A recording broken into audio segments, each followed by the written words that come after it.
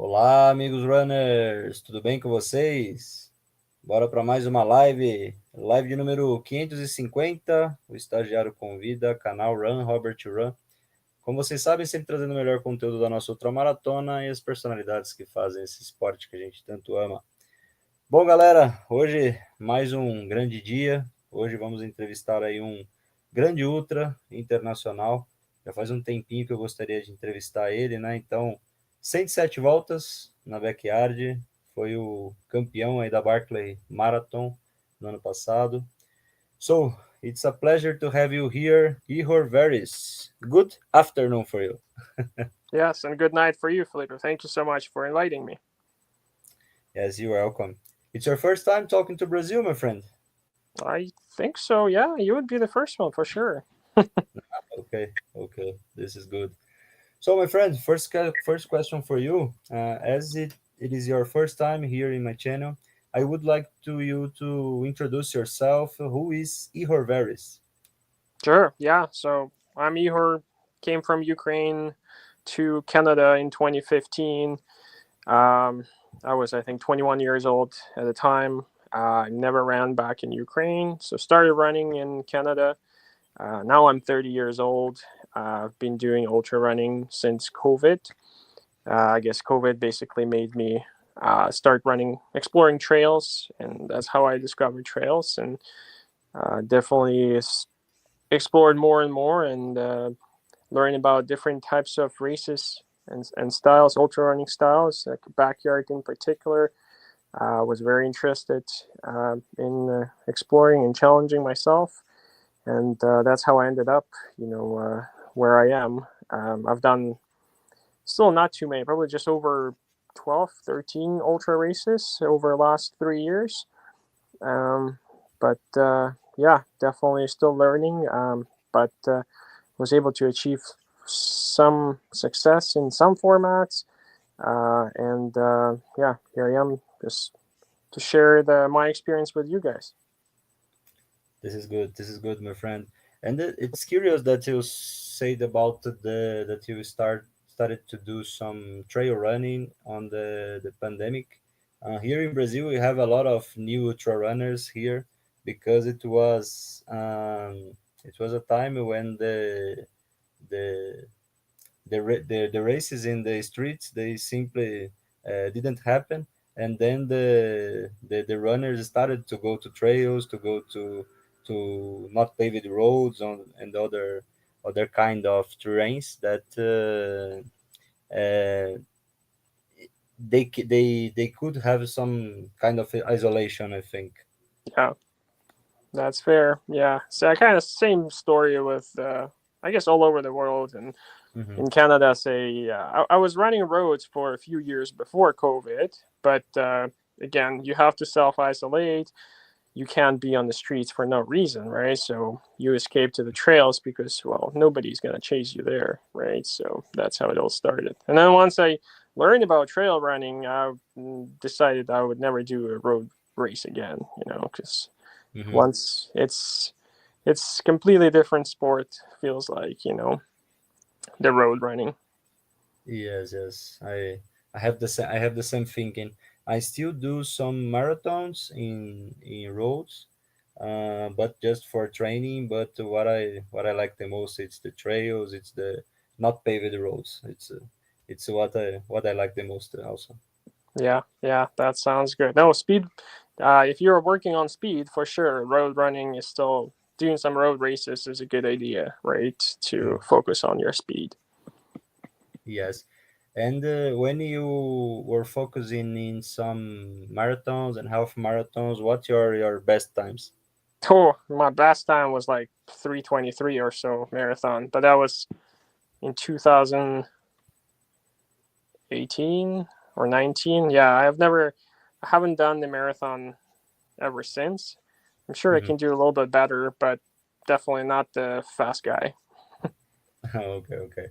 It's the same about me. My best time was 3 and 39, and in half marathon 1 hour and 37. There you Not go. See, I yes. got by. See, I think my half marathon is 1:34. The last time that I did. Okay, my friend. And what was your first ultramarathon? It was in trail? Yes, yes. I mean, yeah. I guess I did the when COVID started, we did the FKT, or fastest known time attempts, kind of self-organized, and it was on the trail. But the first official race was also on the trail as a 100K race here locally, not far from where I live. Mm-hmm. And what city you live, my friend? It's the city is called Chilliwack. It's in British Columbia, which Mm-hmm. is Western Canada. We have beautiful mountains here, Cascade Mountains, coastal mountains nearby. So yeah, we're pretty blessed with all the terrain. Everything is basically here uh, for outdoors activities. You know, not only trail running, but in particular trail running.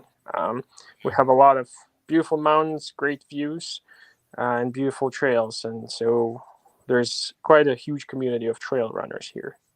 Mm-hmm. Yes, I can imagine. I didn't know Canada and either United States, but I saw the photos. It's beautiful in Canada. Oh yeah, you should come for a visit. Yes, yes. Who knows? Who knows? And in there is a cold city or not? No, I mean, where we live, we're somewhat shielded from the rest of Canada. The rest of Canada is fairly cold, and the temperatures can go really, really down below zero. But where we live, it's usually above zero, and we Mm-hmm. rarely get snow. I mean, if you go into the mountains, then yes, there's definitely snow up there right now. But where we live, it's always raining here most of the time and during winter, but it's not cold, so we can train outside pretty much all year round. Mm-hmm. No, okay, perfect. Well, I think it's different from where I am. I live here Definitely. in São Paulo. On Saturday, I did 50 kilometers training with 32 degrees. That's pretty good. So you're good with heat and high temperatures then. Yes, yes, for sure, my friend. Well, then Uh, bad water will be easy for you. yes, yes, who knows, who knows? But the the the hardest situation about bad waters and the us Brazilian is that here in Brazil we have some humidity heat, and in there it's a dry heat. It's Yeah. totally different. Yeah, fair. That's fair. And the people from Brazil that goes to Badwater, they usually train in saunas. Mm, Yes, to try to get used to there, but they never get used to there. really? Huh. Interesting. Yes, the Brazilian that you met in Barclay, Pedro, he Yeah. did Badwater once in 2018. Oh, good for him. Good for him. Yes, and it is like a hell in there. Well, you wouldn't want it to be easy, I guess. Yes, and you never thought about doing Badwater. Badwater, not at the time, because you run on the road, right? 100% of the time, and I'm not big into road running. Maybe one day we shall see. But it is an interesting concept. Mhm. Uh, it's just, again, I'm pretty new to it, so I just still trying to see what's there. And I think one day I'll be there, but not in the nearest future. Mm-hmm. Okay, okay. My friend, now I would like to know about the ultra scenario in Canada because I always know about the US scenario. They have a lot of 100 miles Mhm. races and trail runnings and some races in roads like Badwater. And how is the scenario in Canada? Do you have a lot of trail runnings, road ultra runner? Yeah, yeah, absolutely. We usually are staying in shade of states. And again, Canada is it's a huge country geographically, but population wise, it's much smaller than states, right? So we do have a bit less races than in United States. However, each province has an ultra race. So from west to east, you go, and especially where the mountains are, or where there is some challenging terrain, there is ultra races starting from 50K and ending with 200 miler. We have two 200 milers now in Canada, and obviously we have multiple backyards in each province. I think the sport is still relatively new to Canadians. However, it's growing, and I think eventually there will be some races in Canada will be more renowned, just like Badwater or Hard Rock to people. It's gonna take some time, but we'll get there. But definitely, you should definitely put Canada on your map and come check out our races here. Yes, for sure, for sure. I will start to look for some races in Canada because I simply don't know. I need to know some races. If you can share with me, Well, absolutely, yes. okay.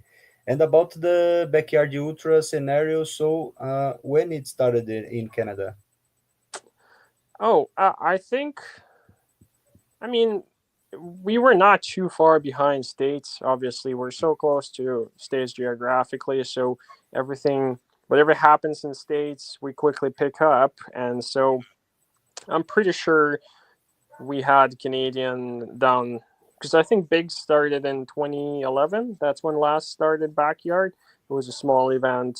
Um, However, either 1 or 2 years after we had the Canadian, Dave Proctor is our famous Canadian ultra runner. I think he was down there and already competing, representing Canada. With that said, yeah, I think uh, the huge boom of racing or I would say backyard popularity became after 2023 bigs, so 2 years ago when uh, we see like how many people can go 100+ hours and people got interested following along those races because it was televised right on, well, I guess on YouTube. You could watch live what's happening, so people I think really like that format. So now we have multiple backyard races in each province, and most of them sell out within a few days. You can barely find any spots available nowadays. So this backyard frenzy is a thing in Canada now, which is nice to see. More and more people attempting this format and challenging themselves, trying to figure out how far they can go. And it's really nice to see. I still think there's room for growth. You look in states, there's a lot of not only silver ticket or silver coin races, but also bronze ticket races, right? Where you have to do the backyard in order to qualify for silver ticket race. Here in Canada, you can just sign up for a silver ticket race if you want to get on the national team. But yeah, we'll get there. Again, we're small in the States, so we definitely have less races, but the backyard format is taking off right now for sure. Mm-hmm. I had the opportunity to interview Lazarus Lake twice, and Great. Lazarus said to me that the what he thinks it's the point of the backyard ultras is that the runner start doing 6.7, and it's not an ultra, and but he could become an ultra because he will do just one more loop, and then he could become an ultra. Here in Brazil, the scenario started in 2022, and now the best score is 53 loops, if I'm not mistaken, 53 loops here in Brazil. There you And go. yes, and we have several new ultras here in Brazil from the backyard. So it's a good format to do new ultras, I think. Oh, absolutely. It's a great format to try yourself in ultra, right? Because think about it, you have support every hour. You can troubleshoot, you can try different foods, and it's a community event, so you're never alone. Because in conventional ultras, most of the time you're by yourself in the middle of nowhere, and here you're always in the group of people every hour. So it's definitely a great event if you want to dip into ultra running. Mm-hmm. What was your first backyard, and what made you go to backyards? Well, the first one was here, the local one in British Columbia. It was a silver ticket race, and I was just trying to find some ultra locally, and that was the next ultra coming up, pretty much. And at first, I didn't want to sign up, but then my girlfriend convinced me to sign up, saying, "Hey, well, the worst is gonna happen. You'll DNF, right? And that's it. You'll figure out how it is." And so I signed up for this event, having no expectations, and ended up winning it with 39 hours. Mm-hmm. So that qualified me for the national team, and from there I went to the Satellites Championship in 2022. Mm-hmm. And before the 107 loops in the World Championship, what was your best score? So at the national championship or satellites, I did 67. 67. Yeah, so there was I guess a bit of a jump from 67 to 107. But again, I won 67 once, so technically you never know how far you can go. But at that point, I still felt like, okay, well, I ran 67 was a lot, and that was, you always feel like you're dying. You think you can't do anymore. However, there's always room there for one more loop. Yes, yes. It was a big jump. 40 loops more. Yeah. What is more curious to me about the what you did 107 loops? It was like 4 days and half running. How was the sleep deprivation for you, my friend? Yeah, it was pretty bad. Um, I mean, I guess you could wing it for only as long, eventually it's catching up with you, and it did catch up with me. I was trying to nap at night every hour for a little bit, for like whatever, 5, 7, 8 minutes every hour at night.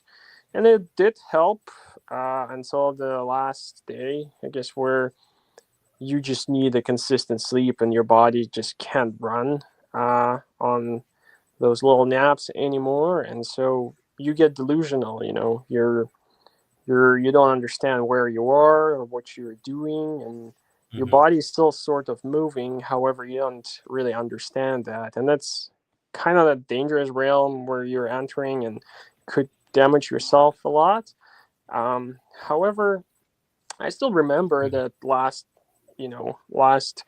uh, loop and a couple loops. I think just a couple with a physical pain, and I had really serious issue with my foot. I couldn't really feel it.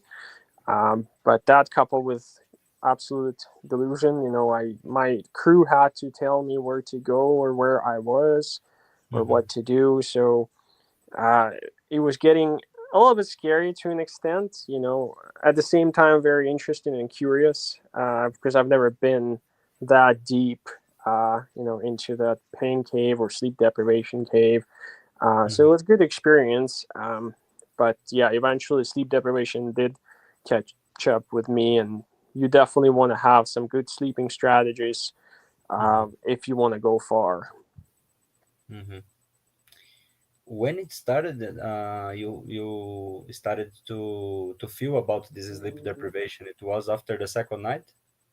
Yeah, you can honestly, you feel it the first night because, well, your First night. body wants to sleep, right? And oh, Mhm. your body tells you, okay, time to sleep, but you keep pushing. So it's a bit confused first night, but it's not Mhm. the big issue, right? Second night is getting worse, and obviously every next night it's getting harder and harder to push through. But once you get to the morning and the sunlight comes out, it gets a little bit easier.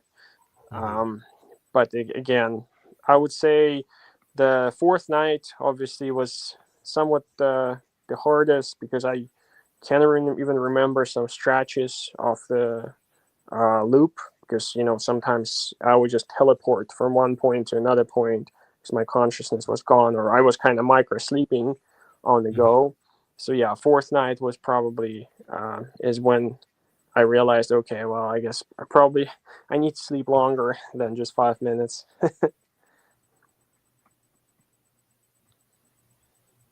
It's unbelievable, my friend. I did an ultramarathon last year, 260 kilometers, and in the second night I was like a zombie, and I had to sleep in the forest. It was not so easy. I had to take four naps, four 20 minutes, 30 minutes naps, Yeah, and I finished the ultra marathon uh, before the third night. But the second night, it always caused to me a lot of problems, and I can't even imagine a third night or a fourth night. It's it's unbelievable. It's a um, torture. yeah. I mean, you find some enjoyment in that, right? Just like an entire ultra running, it's all about challenge and overcoming challenges, and that brings you joy. But good for you, finishing that ultra. Yes, my friend. Uh, it was similar to Badwater, the race here in Brazil, because the temperatures went to like 40 degrees, 42 degrees, Oh wow. uh, and it was, let's say, a dry weather, a dry climate in there. So it was not so easy. It was my second time doing 260 kilometers, and on March I will do another 200 kilometers race. So I am trying to get the qualified to Badwater. Let's see. Good for you. Good for you. Well, good luck to you at that race. Is it in Brazil as well? Yes, yes, in Brazil, but in the south part of Brazil, Okay. and it's coldest than the other that I did. The other was the hotter one here in Brazil, and this one that I will do will be the coldest one here in Brazil. Gotcha. Well, that'll be interesting. Yes, yes. Let's see. I am a little bit injured. I am trying to recover. I am not in the better shape, but I will try to cross the finish line. Make sure you start healthy. Take care of that injury. Yes, yes, for sure, my friend. Uh, Back in the 107 loops, you when you achieved the 107, didn't you think in doing one more loop with Harvey? No, I was done. I mean, yeah, I wanted to stop even earlier, but my crew kept pushing me, so she did a great job. Hmm. And again, if you want to go far, you definitely need the help of the crew. But when I went on the loop 108, Harvey ran ahead, and I just ran a little bit, but then I stopped to kind of touch my foot, and because I couldn't feel it, I took off the shoe, I started touching it, and I didn't have any sensations. So I was a bit concerned about my health Hmm. because I don't know what I did to my foot. Maybe I damaged it so bad that I couldn't feel it. That's not a good sign. And Hmm. so that coupled with the sleep deprivation, and then at some point I did realize, like, okay, well, you already ran 107 loops. That's pretty good, I think, of an improvement from 67. Hmm. So I decided, like, okay, you know what? I think I'm gonna call it a day and just um, use this experience maybe later. But I think I'm gonna put the full stop here, and that's why I decided to turn around and go back. Hmm. And how was your recovery, my friend? It was something bad about your foot? So what happened? I think my feet were swollen. They went two sizes up, and Hmm. so because of that swelling, it must have pinched the nerve on my foot, and that's why I couldn't feel it. But when the Mm. swelling was gone, I could feel it again. So as it turned out, it wasn't, I guess, as serious. But who knows? Maybe if I kept going, it could have been serious.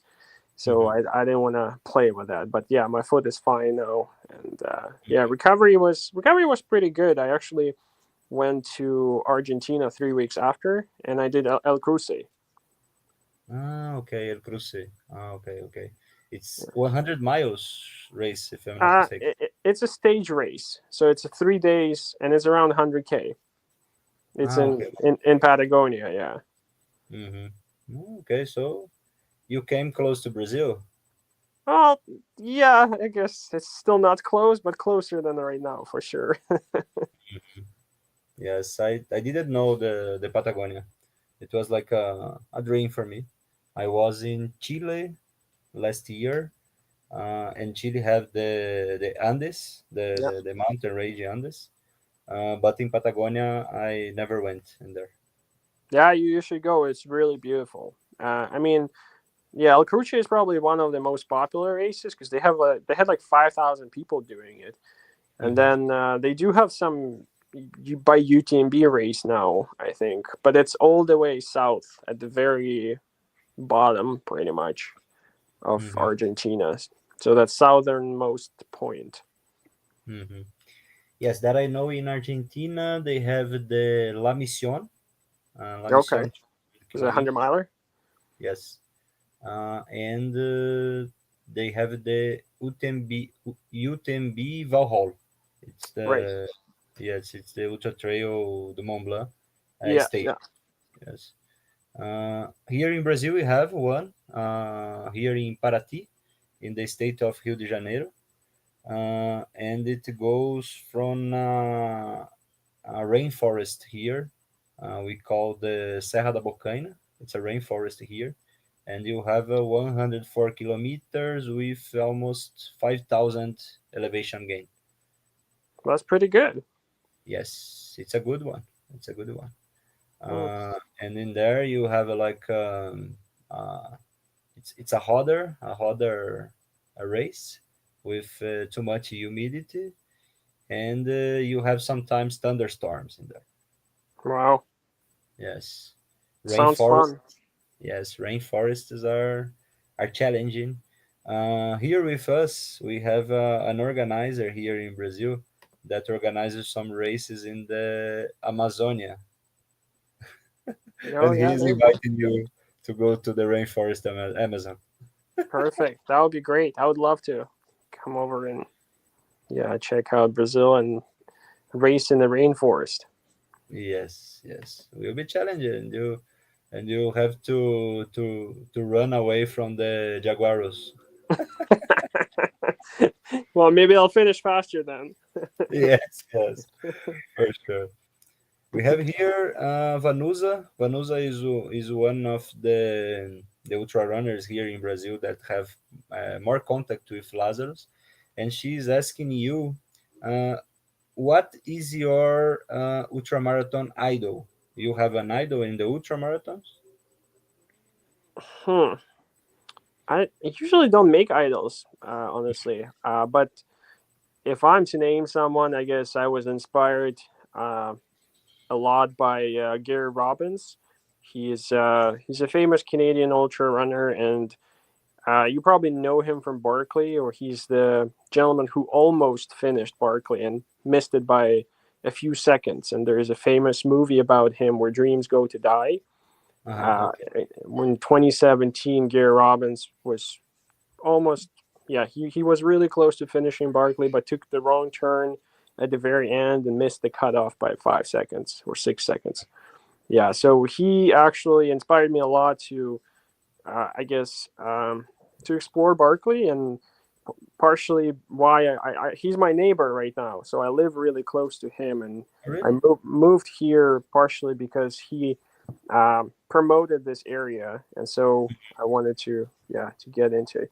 But obviously, I'm inspired by all these elite athletes, like Courtney and Jim Walmsley and all these professional athletes who are showing incredible results. However, I am also inspired just by my friends and whoever, or my acquaintances who are just pushing their limits. And it's always cool to see people just improve. It's sometimes you want to have like a professional athlete to be your idol, but it's often so hard to relate to them because that's their job to run, and Yes. we're just people making doing jobs, having our regular jobs, and trying to have ultra running as a hobby. And so it's very often hard to relate to those people, right? Yes, they are inspiring, but at the same time, I find a similar amount of inspiration that I can get from my friends, or my fellow trail runners that are going out there and challenge themselves and, achieve those incredible feats. Hmm. Yes, my inspiration here in Brazil in the ultra running scenario is the guy that you met, the Brazilian guy in Barclay. Pedro? Yes, Pedro. He is Oh, my there you go. Yes, he is my inspiration. I started with them in their ultramarathon club. Let's use these terms, and he teach it to me a lot of things, and I started to run ultramarathons because of him. So he is like an inspiration to me. Very good. Yeah, I see you found local inspiration, Yes. Brazil, and that's great, and good for Pedro, if he is inspiring so many people to get better, that's amazing. When I hear that, say, I had a few kids reach out to me saying, "Hey, you inspired me to go for a run or try running," it's amazing. That's probably even the better award than winning races. When you can influence the future or even or the destinies of some people out there, and it can make them explore something new and potentially even excel at it, So that's sometimes it feels like you have a lot of power just doing that. So Yes, for sure, my friend. And you are an inspiration here in Brazil for so many things here. thanks, Felipe. I appreciate it.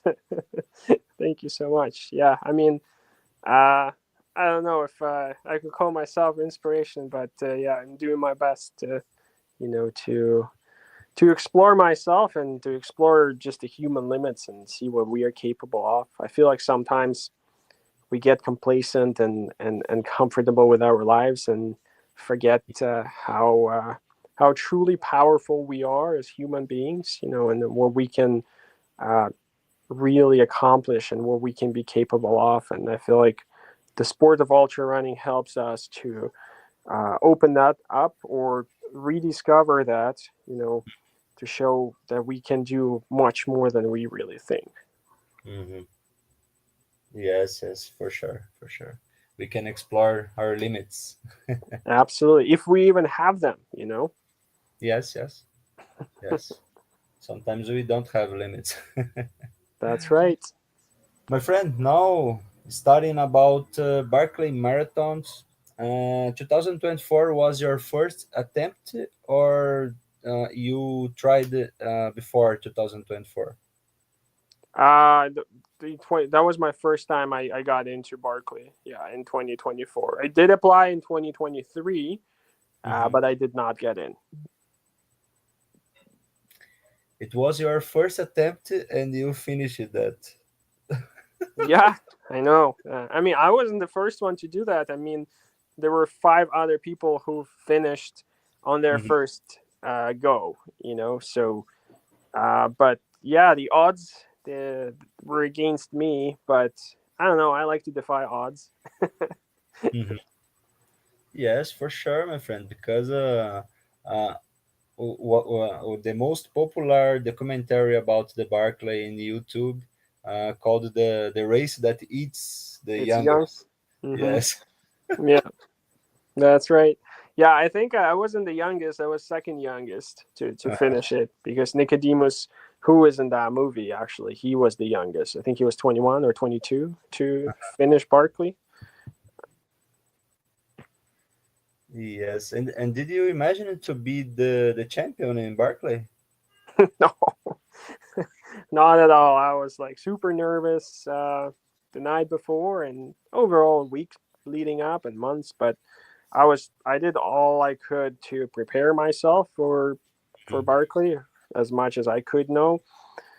I think I was ready physically and mentally. I had to work on my navigation, and I did spend a lot of time working on navigation. But then again, it's Barkley. There's so much still unknown. Like you don't know exactly what's out there because it's not in the videos. It's you can't know for sure unless you're racing it, right? So Mhm. it definitely it was stressful, but once Laz lit his cigarette, it was all business. So I was pretty focused on learning and picking up all the clues, and every hour and every loop I was memorizing more and more. And so the weather was good. We were lucky.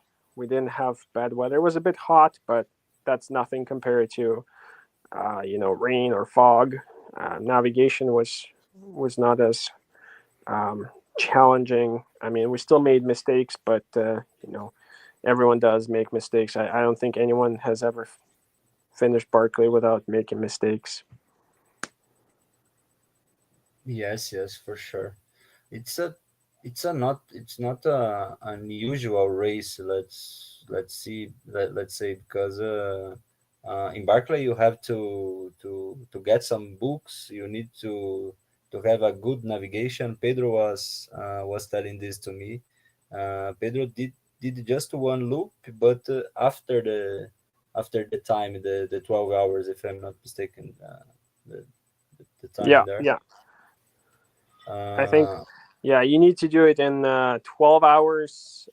I mean, at least 30 and 20 if you want to do 3 loops.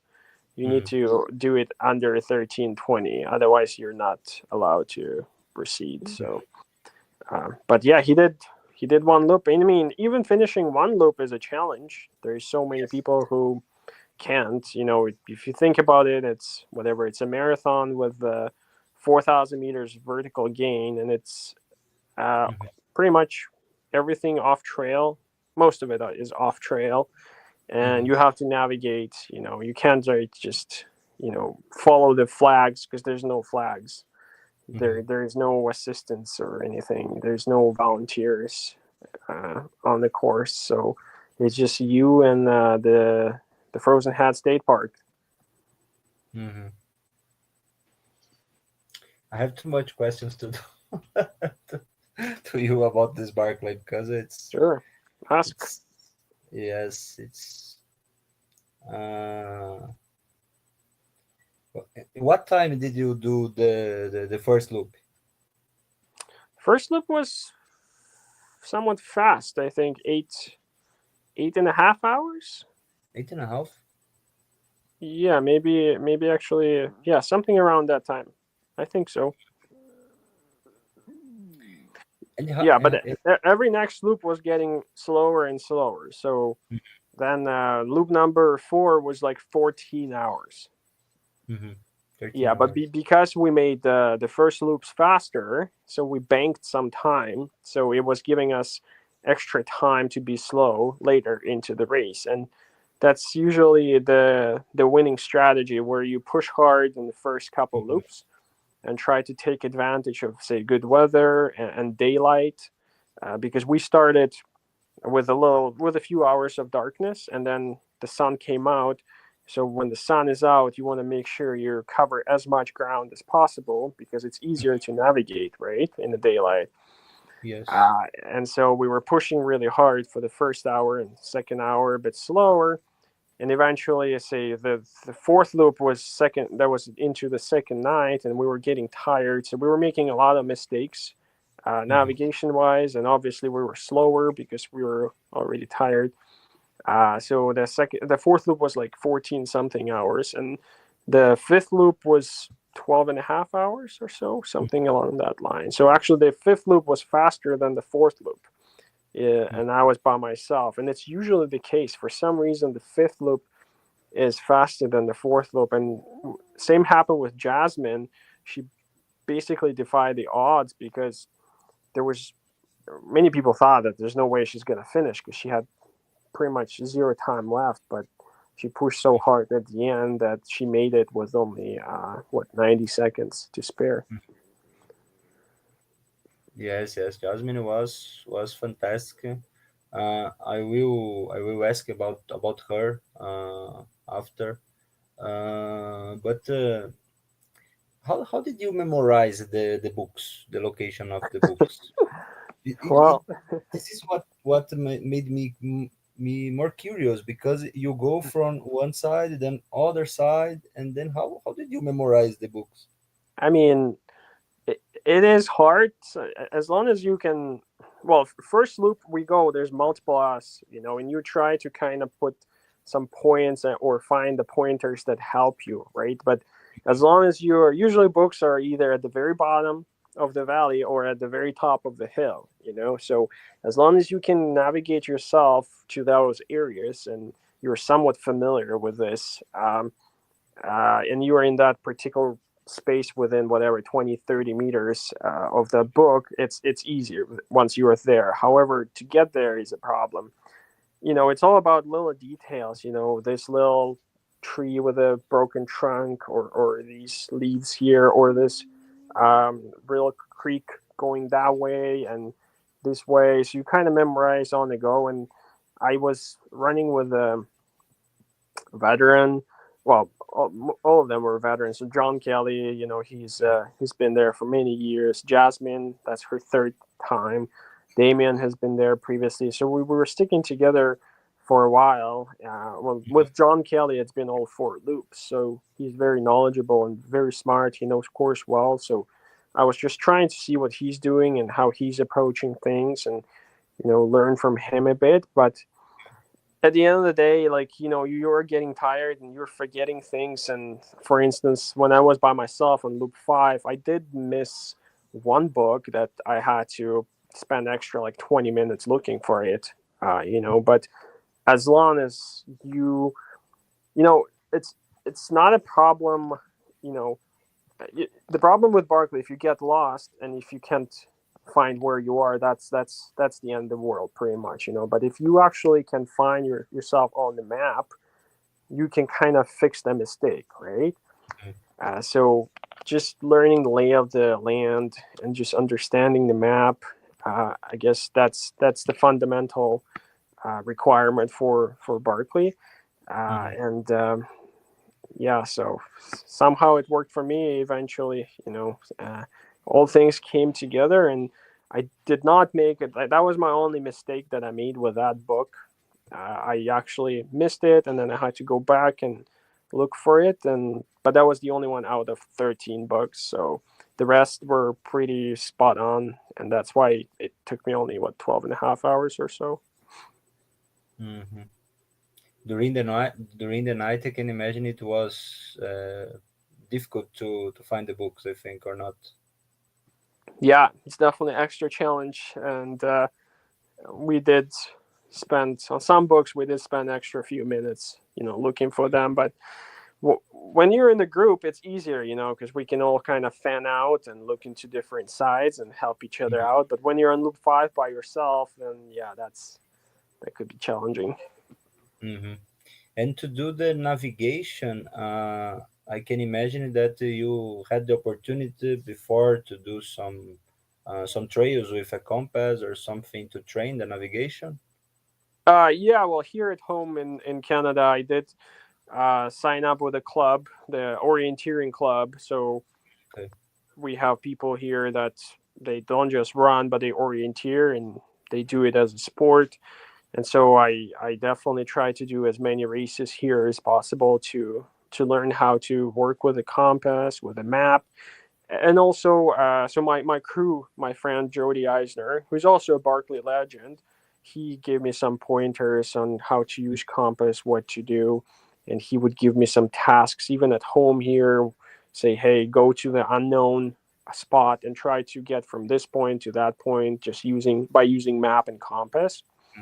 And yeah, every week I would train and spend at least a few hours working with maps and compass just to make sure I'm comfortable and not wasting my time at Barkley. And so when Barkley time came around, I can't say that I'm 100% confident with the map and compass, but I wasn't a newbie. It wasn't new to me, so I at least knew how to do it. So it definitely helps. I mean, at the end of the day, it's still a little bit scary and sometimes stressful because you are in this unknown to you territory, and stress could kind of throw you off and put obstacles. But when you kind of remind yourself that, okay, well, you've done your homework, there's nothing else you could possibly do to to prepare yourself better to it. Just use your knowledge. And when you remind yourself to use your knowledge and use your experience, it actually helps to stay focused and accomplish all your goals during the race, even when you're sleep deprived. Mm-hmm. And in the Barclay, Pedro told to me that the terrain is so steep in there, so it's not just the book situation, but you have to be good physically, I think. Yeah, at Barkley it's either up or down. There's no flat. It's pretty much you run first 100 meters and all of a sudden it starts. You can't run anymore. You have to power hike. Mm-hmm. So that's why most of the runners are using poles to power hike. And it's also, again, it's not a trail, right? It's off trail. So there's a lot of bushes and all these spiky uh, different trees and briars, and so it's all cutting through you and slicing your legs. So it's not even an easy going up and down. It's always through some forest. uh, but yeah, it is, and it all adds to the challenge. And then that's the reason why there's almost what the finishing rate is just so low, right? There's only 20 finishers over the Mm-hmm. last 40 years of the race, right? So Mm-hmm. During the course, they just give it to you athletes water, just that. yeah, so there are two spots on the course Mm-hmm. with water drop. So you just come, there's jugs of water there, and you can refill your flask. But then there is a lot of creeks. So there was a lot of creeks in the park. I usually filled up in the creeks, just use the filter. Mm-hmm. Uh, yeah, and that's how it was. But yeah, there's no food or no other aid. Mm-hmm. If you need some food, you need to bring with you in your backpack. Yeah, you bring everything, all the clothes, the food, and otherwise, yeah, there is no help on the course. Mm-hmm. And when you finish it one loop, you can go to the second loop, or you need to wait something. No, you go as fast as soon as you want, or you can take as much time as you want sleeping. Like when we finished first loop, it was literally a few minutes, and we went for the second one. But then, obviously, you need more and more time uh, at the camp to say, like, I needed more time because my feet were troublesome. I had blisters, so I just need to change socks and kind of work on my feet. And you want to eat, some solid foods, something good. So you spend the time eating um, and getting all the help you can while at the camp. Because once you leave the camp, you can come back unless you finish the full loop. Mm-hmm. Pedro told to me that the terrain in Barclay it's completely different than we have here in Brazil. Here in Brazil, we have the trails in some rainforest, and he said to me that in there, for example, the leaves cover the holes, and it's difficult to see the holes. Mm-hmm. And her wife was his support crew, and she break her leg in there. Oh, really? Really, yes. Oh, no. Yes, because she was, let's say, trying to do some photos of Pedro, and she simply stumbled in some hole that she didn't see, and Really? Oh, no. she break her leg. Is she okay? uh Now, yes, now she's starting to running again, but she had a hard injury. Oh, no. Oh, that Yes. sucks. Well, I hope she'll recover quick. Yes, yes. Yes, now she's recovered, but she took a long time to recover about this leg. When she break the leg, she was like nothing happened, nothing happened. But when she came here in Brazil, it was like not so good, and she went to the hospital, uh, and they put some I forgot the word now, but they put something to immobilize. Mm, gotcha. Yes, but the terrain there is not so so easy. Yeah, and it's interesting, but over so many years, nobody ever injured or died Hmm. uh, at the race. Thankfully, knock on wood. I hope that trend will continue. But Hmm. basically, even Laz says that the entire selection process, it's already filtering out people that could potentially harm themselves. Meaning that people that come to Berkeley are already well prepared and they understand the risk, and so they're not gonna show up, say without a jacket or without pants. So they know how hard it is, and so they are prepared for it. And maybe that's why there was not nobody seriously injured himself or herself at Berkeley, which is good. Hmm. And did you see some wild animals in there? Yeah, like I saw boars, which are like wild pigs. Hmm. Ah, Um, okay. Okay. yeah, they're all over the place there, but that's about it. I was told there's snakes there, but we we didn't see any snakes, so that's good. Mhm. Yeah, Some athletes says that they see some bears in there. bears and frozen Yes. hat? No, I don't think there's. Maybe there's bears. I haven't seen any. There's bears here in Canada, like Hmm. right in my backyard. I mean, they're sleeping right now, winter time, but in summertime we have bears all over the place. Hmm. And my friend, if some Brazilian will do Barclay again for the third time, uh, for you, what made Barclay the most challenging ultramarathon in the world?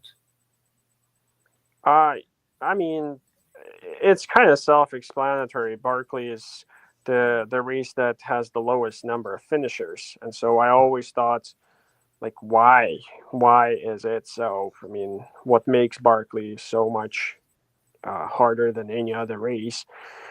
And then once I went there, I realized it. It's first everything we've discussed here. It's the terrain, it's the time limit, it's the navigational challenges, it's weather challenges, sleep deprivation challenges, and so and the biggest challenge I think is the challenge of unknown. You never know what to expect. You don't know where you're going to be. When you line up at the start line of, say, a 100 miler, a regular 100 miler, well, you're going to finish it. Most of the time you will. You know that you know the route, you have a GPS on you, you have food, you have crew follow you here and there. So it might take longer than you wanted, for instance, but most of the time you know that you finish it. But when you Hmm. told the start line of Barkley, like all of those 40 people that there, all of them, none of them like knows that they will finish, because the race is against you. Like the odds are against you. Even if you finished it before, it's still against you. Most likely you will. So you start the race with a conception that you will most likely not finish. And so that always drove me to Barkley, and I always thought like, okay, well, that's an interesting concept. How about I challenge it? And Hmm. so it is as hard as it's pictured in the movies, and as hard as you can um, read about it in the reports, but it is doable. If you put your heart and your mind into it, and if you prepare yourself diligently, if you breathe and sleep with Barkley in your head, you can finish it. You can beat the game. Hmm. And looks like also that Lazarus always that the Barclay have some finisher. looks like that he make the Barclay toughest, I think. Yeah, I mean, 2 years ago there were three finishers, right? And then, so we thought that probably this year nobody's going to finish. And he did make pretty substantial change to the course, Hmm. adding completely new area, which was very challenging, but we kind of figured it out. So I'm not sure about this year. I don't think you can make the course even harder just because then definitely nobody's going to finish. For instance, if the weather is bad enough and if Laz decides to keep the same course as last year, well, I think nobody's going to finish just because the weather can slow you down substantially, right? So, but who knows? Maybe he will add some new sections and make it even harder. But yeah, that's the thing. When you look at the say maps and the courses from say 10 or 20 years ago, you're like, oh wow, that is like much easier. This is the Barclay that can be done under 50 hours, something along that line. But now you look at this course and the challenging terrain and how many climbs there, you're like, okay, well, I don't think you can go for the course record on this course. Well, my friend, now I would like to know about Jasmine Paris, because she was the first woman to finish Barclay, and here in Brazil it was like a frenzy supporting her to be the first woman. Yeah. Jasmine is exceptional, very strong. She's quite a motivation for all girls out there, but also all boys out there. She's quite an inspiration for me, and just watching her deal with challenging terrain of Barkley, but also she had some, I think, digestion issues too. But she, never stopped. She kept pushing, and she was just I think, first three loops she was with us front line.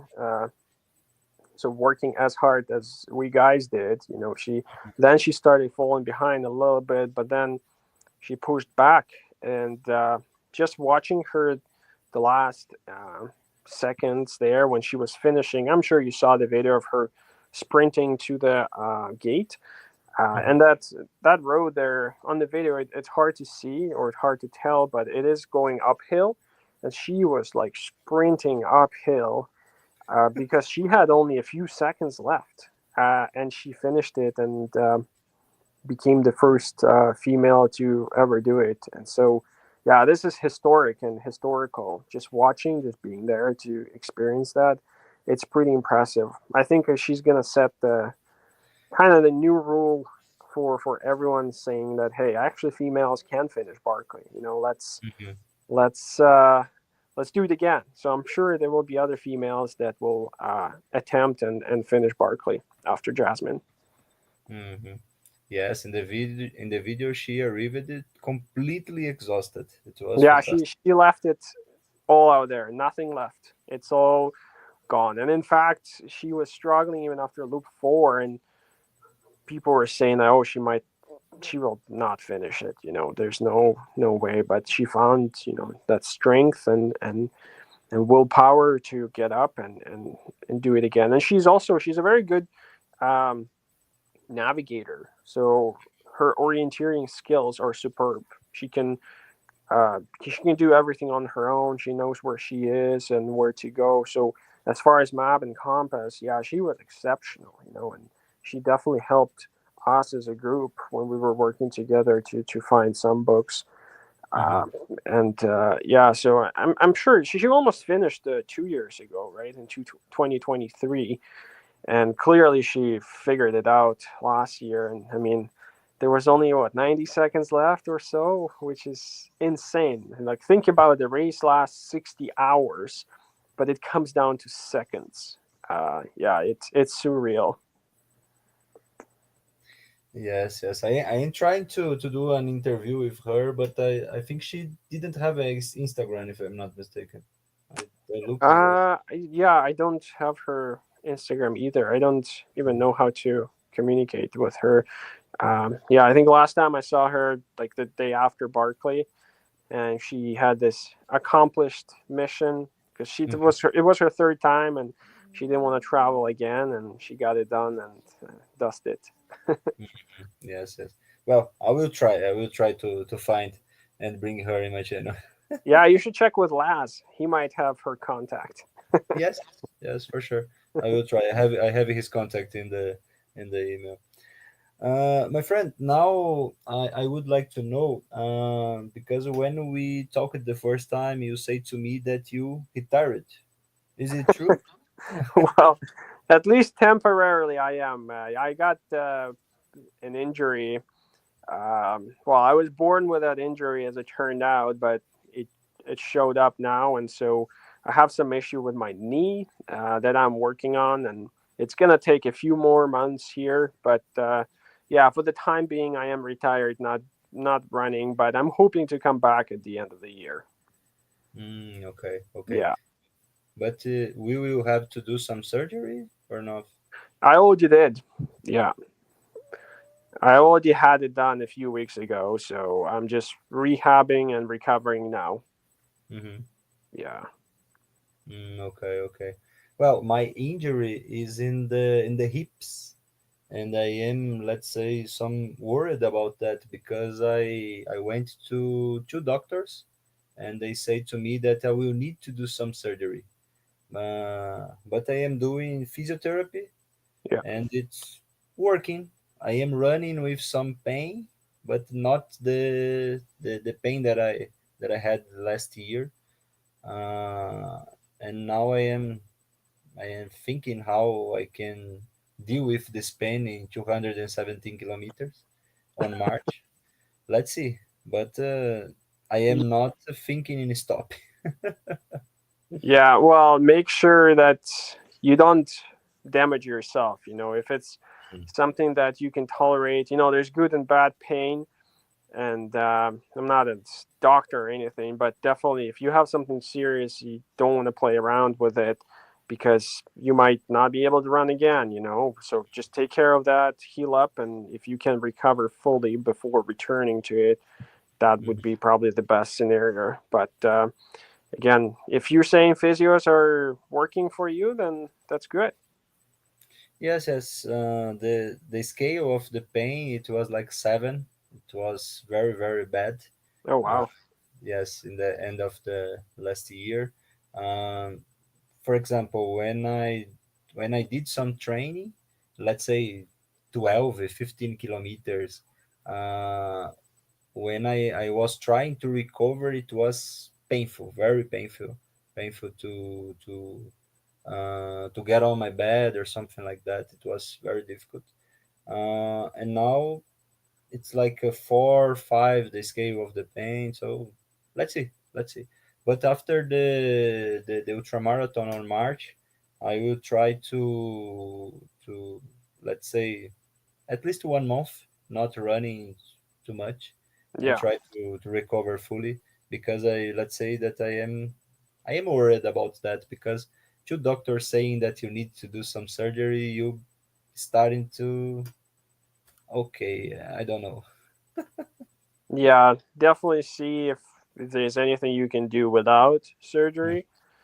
But at the end of the day, if it is required, it is. But again, it should be the last resort, right? First, you try to do everything possible to recover without getting under the knife.